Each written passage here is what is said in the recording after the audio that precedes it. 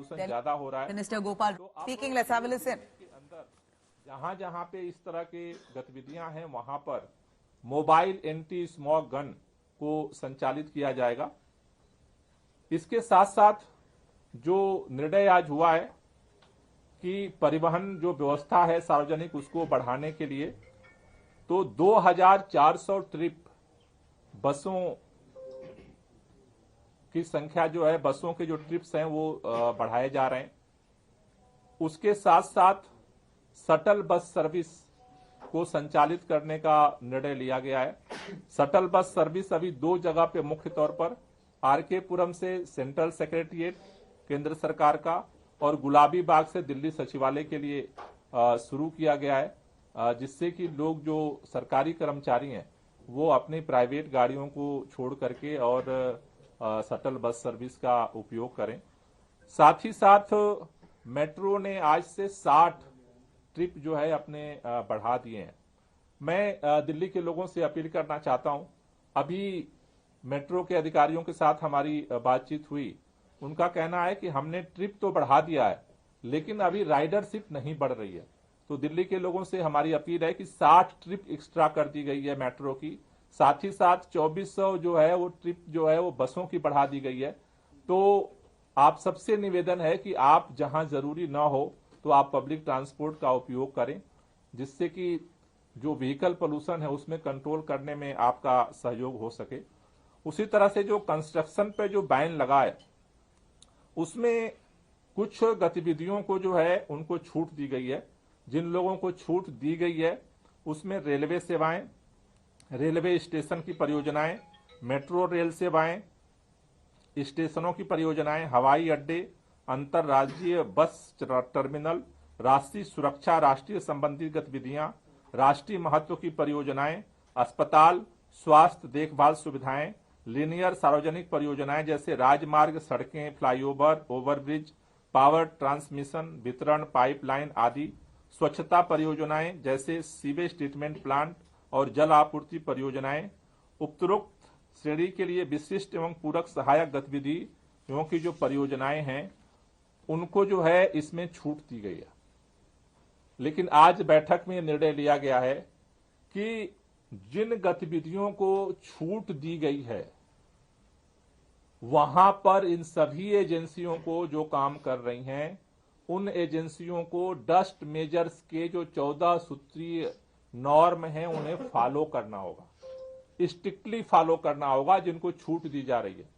अगर वो फॉलो नहीं करते हैं तो फिर उन पे पेनाल्टी लगाई जाएगी। जो काम जारी है उनको भी सभी मेजर्स को फॉलो करना होगा। जिन जिन गतिविधियों के मैंने अभी जो है वो आपके सामने जो हमने बताया उन सभी जगहों पे भी इनको डस्ट मेजर फॉलो करना होगा। इन डीपीसीसी और एसडीएम्स जो हैं इसकी मॉनिटरिंग करेंगे और अगर वहां पे उल्लंघन पाया जाता है तो फिर वहां पे कार्रवाई की जाएगी। नंबर 2, जो जिन कार्यों को बंद किया जा रहा है उसमें बोरिंग, ड्रिलिंग कार्यों सहित खुदाई और भराई के लिए मिट्टी का काम पर रोक लगाई जा रही है। निर्माण और बिल्डिंग संचालन सहित सभी संरचनात्मक निर्माण कार्यों पर रोक लगाई जा रही है। विध्वंस कार्य पर रोक लगाई जा रही है। परियोजना स्थलों के भीतर या बाहर कहीं भी निर्माण संबंधी सामग्री की लोडिंग और अनलोडिंग पर रोक लगाई जा रही है। फ्लाई ऐश सहित कच्चे माल का मैनुअल रूप से या कन्वेयर बेल्ट के माध्यम से स्थानांतरण पर रोक लगाई जा रही है। कच्ची सड़कों पर वाहनों की आवाजाही पर रोक लगाई जा रही है। बैचिंग प्लांट के संचालन पर रोक लगाई जा रही है। ओपन ट्रेच प्रणाली द्वारा sewer line, water line, drainage कार्य एवं विद्युत केबल बिछाने कार्य पर रोक लगाई जा रही है। टाइल्स, पत्थरों और अन्य फर्श सामग्री को काटना और ठीक करने पर रोक लगाई जा रही है। पीसने की गतिविधियों पर रोक लगाई जा रही है। पाइलिंग कार्य पर रोक लगाई जा रही है। वाटर प्रूफिंग कार्य पर रोक लगाई जा रही है।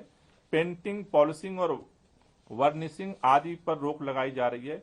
सड़क निर्माण, मरम्मत कार्य जिसमें फुटपाथ, रास्ते और सेंट्रल वर्ज आते हैं उनको पक्का करना जो शामिल है उस पर भी रोक लगाई जा रही है। इन गतिविधियों पे जो है 14 गतिविधियां हैं जिन पर जो है रोक लगाई जा रही है। जैसा मैंने पहले में कहा, सीएक्यूएम को जो डायरेक्शंस था कि इन प्रोजेक्ट को छूट रहेगी। आज जो मीटिंग में निर्णय लिया गया कि छूट तो रहेगी, लेकिन यहां पर डस्ट कंट्रोल करने की रिस्पॉन्सिबिलिटी इनकी रहेगी। अगर उसका वायलेट करते हैं तो फिर इनके खिलाफ कार्रवाई होगी। उसी तरह से जो ये 14 काम जिनको रोक लगाई जा रही है, बैन लगाया जा रहा है, अगर मान लीजिए किसी ने आधी सड़क बनाई है और उसको रोका जा रहा है, तो आधी सड़क जो खुदाई की या किसी तरह गतिविधि की है, वहां पर डस्ट को कंट्रोल करने की रिस्पॉन्सिबिलिटी उसी एजेंसी की रहेगी। ऐसा नहीं काम बंद हो गया तो उस एजेंसी का काम नहीं खत्म हो गया, तो वो जैसे तैसे काम छोड़ करके नहीं जा सकते हैं। काम बंद हो गया है फर्दर, लेकिन जो भी काम उन्होंने किया है उससे अगर किसी तरह का डस्ट पोल्यूशन हो रहा है तो उसको कंट्रोल करने की रिस्पॉन्सिबिलिटी उसी कंसर्निंग एजेंसी की होगी जो उस काम को कर रही थी। ये दो सीएक्यूएम के डायरेक्शंस के अलावा ये 2 डायरेक्शंस आज निर्णय लिए गए हैं जो सभी एजेंसियों को जो है दिए जा रहे हैं। इसके साथ साथ जो है दिल्ली के अंदर जो गैर प्रदूषित, गैर धूल पैदा करने वाली गतिविधियां हैं, जैसे प्लम्बिंग का कार्य, विद्युत का कार्य, बढ़ईगिरी से संबंधित कार्य और आंतरिक साज सज्जा, फिनिशिंग, सजावट कार्य को जारी रखने की अनुमति होगी। जो घर के अंदर के काम है, बाहर की गतिविधियों पे बैन रहेगा, लेकिन इन पे जो है उनको छूट होगी।